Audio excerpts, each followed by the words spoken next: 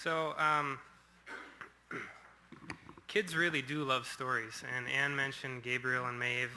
My kids are 4 and 7 now, and I think if I could get up every day and the first thing that they say is, "Daddy, tell me a story. Daddy, tell me a story." If I sat and told them stories all day long, they would be very content. And as I've been doing that, and as they get older and keep asking for more and more stories, some of what I've realized is that my own reading as a child was embarrassingly deficient. So I've been going back and rereading some of these classics. We've been reading Wind in the Willows and learning about the water rat and the mole. And one of the stories that I read this winter that I've been trying to adapt and tell to the kids is Watership Down. And there's a great, does everybody know the story about Watership Down? You remember Hazel and Bigwig, right? So there's a warren, a group of rabbits. And one of the rabbits has this prophecy that they're all in great danger. And Hazel, who becomes their leader, leads this group of rabbits away from the warren and through the woods and through all this danger. And they try to establish a group, a community, what they call a warren, on their own. And they have these conflicts as they go along. But at one point as they're going through the woods, he says, since entering the wood, they had been in severe anxiety. Several were almost thorn. That is, in a state of staring glazed paralysis that comes over terrified or exhausted rabbits, so that they sit and watch their enemies, weasels or humans, approach to take their lives. What's he talking about here? Dissociation, right? It's a fantastic description. And that first phrase, the severe anxiety, all this attachment stuff that we're talking about, to me at least, it starts with anxiety, and we keep coming back to that over and over again. Bigwig, who's kind of the enforcer, like bruiser out of their group, right? He's always the first one who's ready to fight. He's talking about Ephrathah is this other warren that they end up having to fight and get in these conflicts with. He's talking about, he says, I'm afraid I just lost my head, Hazel. I've been strung up all day thinking about this business at Ephrathah. It got me really on edge. When I feel like that, I have to do something, fight or run a risk.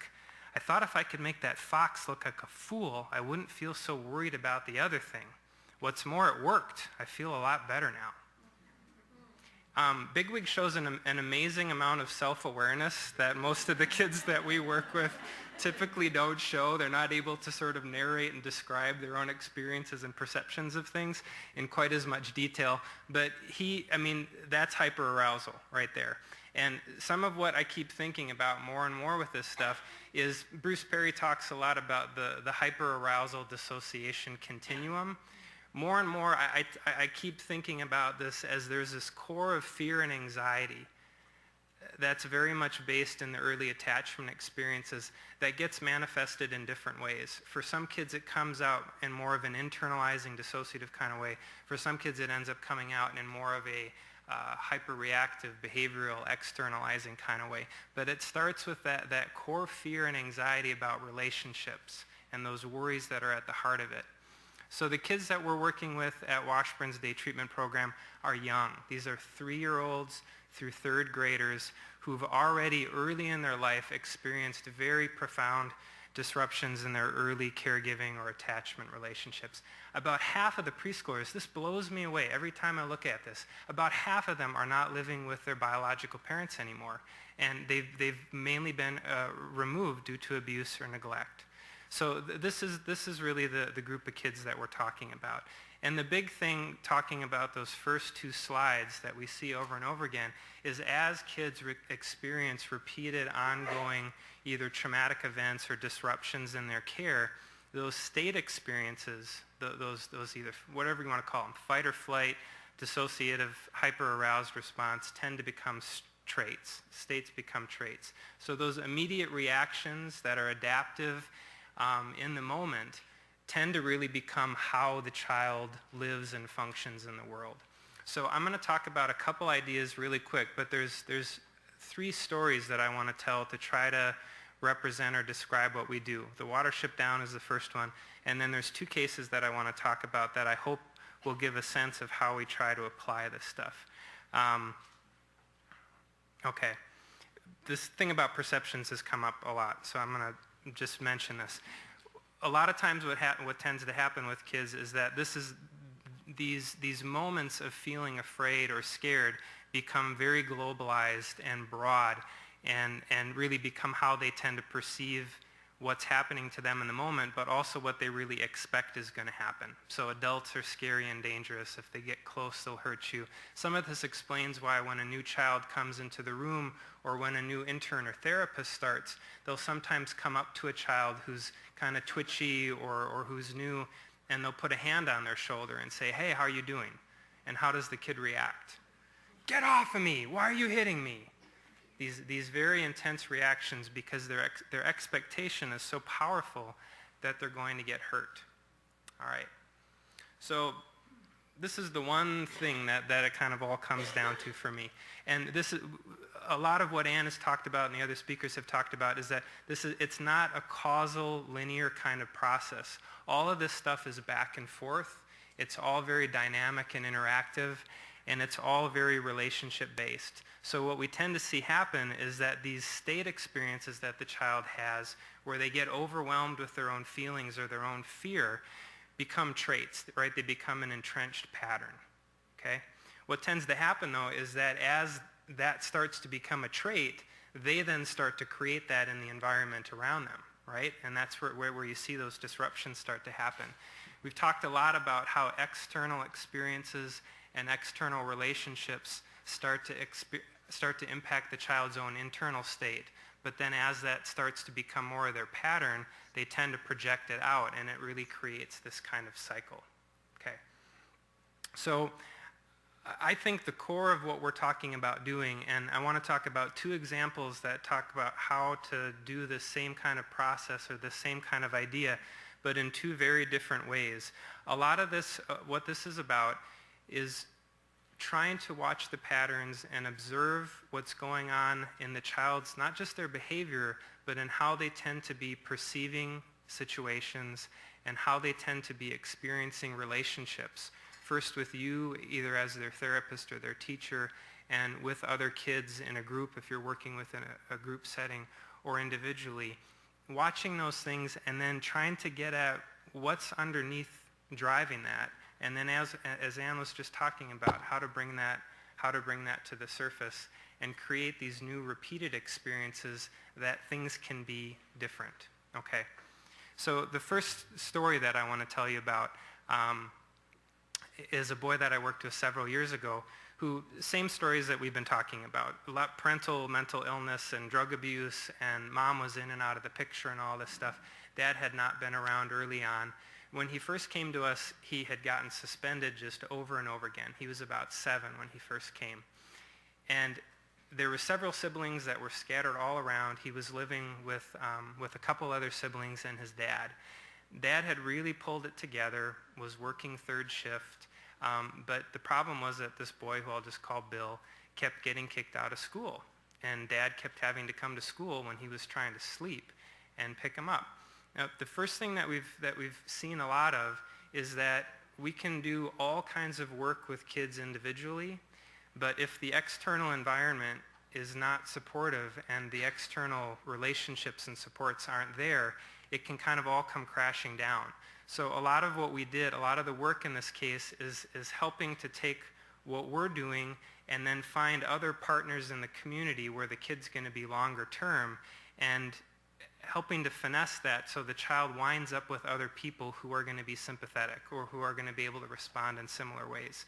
So some of what we ended up doing with Bill was first helping him move to a new school setting. He wound up with a brilliant special ed teacher in Minneapolis named Christy Ward, who was phenomenal with him. He started on a medication trial, which was incredibly helpful to manage some of his impulsive symptoms. And we're humming along, and I'm thinking, this is going great. I'm feeling really good about myself as a therapist. And we had a couple events where he had gotten in trouble again at school. He missed a dose of medication. I don't even remember what happened. But all of a sudden after that, he just tanked. And this was after he had been coming to us for 4 or 5 months. And every day, over and over again, this kid was kicking my ass. I'll just say it. He was just pounding on me every day, fighting, hitting, biting, kicking, screaming, the whole 9 yards. And I'm going through this thinking, what have I done?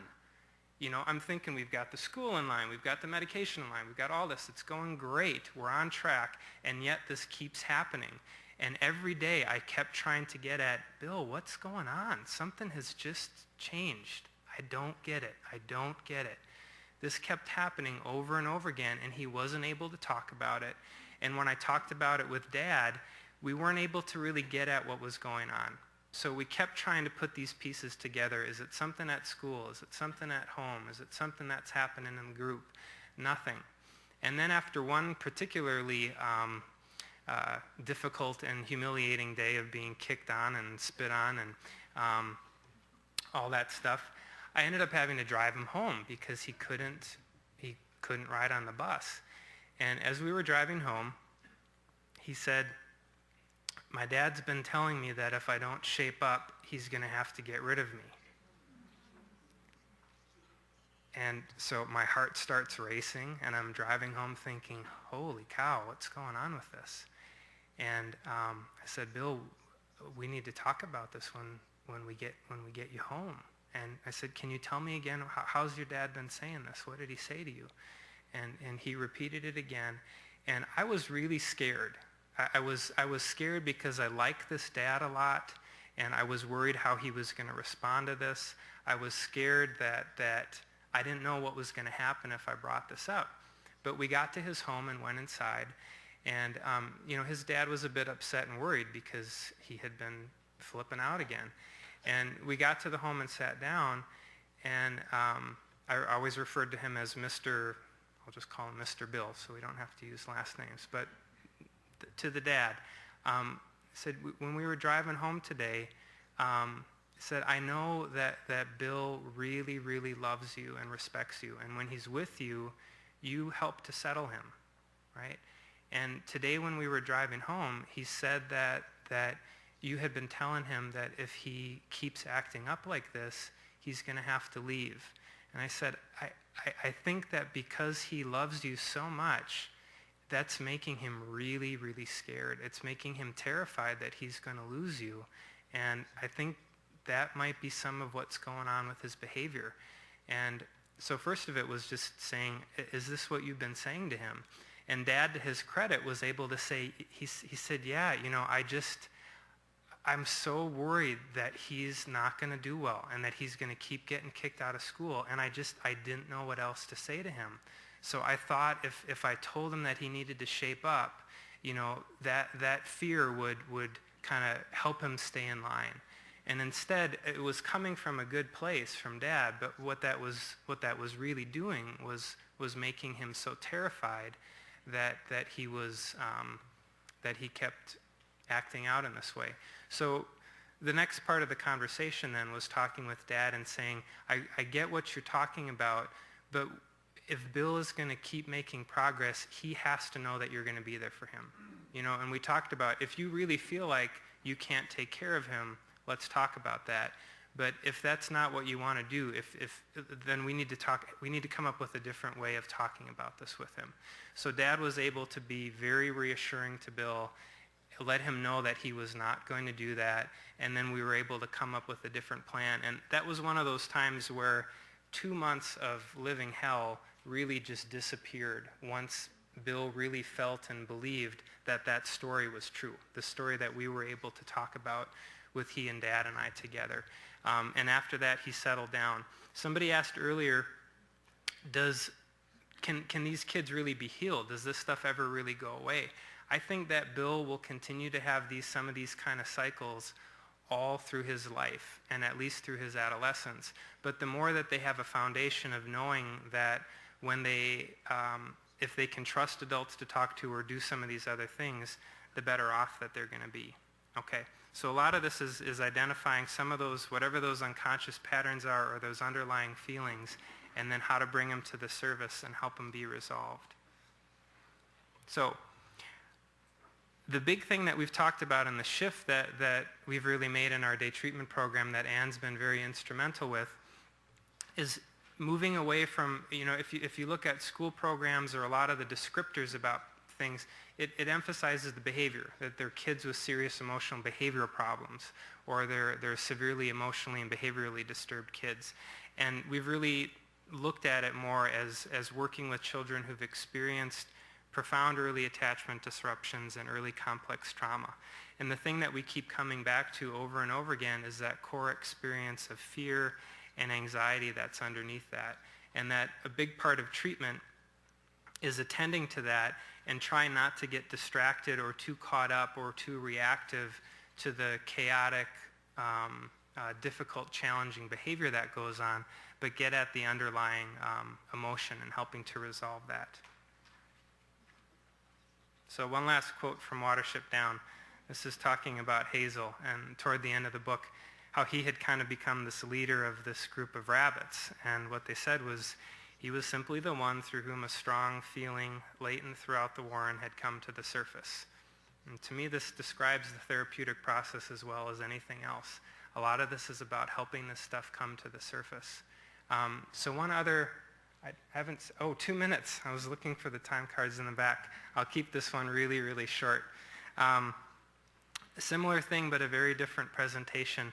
A girl that I worked with really, really early on when I was in day treatment and just had absolutely no idea what I was doing, had been really severely traumatized, prostituted by her dad as a 3- and 4-year-old, and she nearly lived in a dissociative state.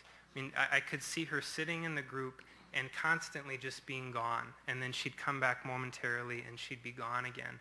And luckily, again, fabulous teacher, an incredible foster family that she was with. She ended up being adoptive, but we spent a few months in therapy where the only work that we did, it was very, very much nonverbal, but the work was all about her simply being able to be with me without having to dissociate. So we spent months of work. We would leave the room together. She couldn't go upstairs to my office to do an individual session. She was so terrified that I was going to harm her in some way. So we spent a few months, literally the treatment was walking across the hall, and I would try to narrate to her and say, Tina, how are you feeling right now? Are you still with me? Can you try to stay with me? And we would keep going through that process, and she could communicate nonverbally and say, do you feel safe enough to go into this other room? And for a while, it was just head nods, no, no, no. But then eventually, we were able to get further and further away from the group and the other kids, and she was able to start saying with her head more, yes, I can do that, or yes, I feel safe doing that. And this months of work ended up culminating in her finally being able to leave the room with me and share some stories about how she was getting ready to be adopted by this family. We never explicitly talked about the trauma that was involved, but I'll say one last thing here. The thing that sort of sunk in and made me know that this had reached her in some ways is toward the end of her treatment, we were out on the playground together, and she just spontaneously walked up and reached over and held my hand for about 30 seconds, and then just looked at me, let go, and moved away. So we've talked a lot about talking too much. I'm talking too much. I'm going to stop now, and thank you.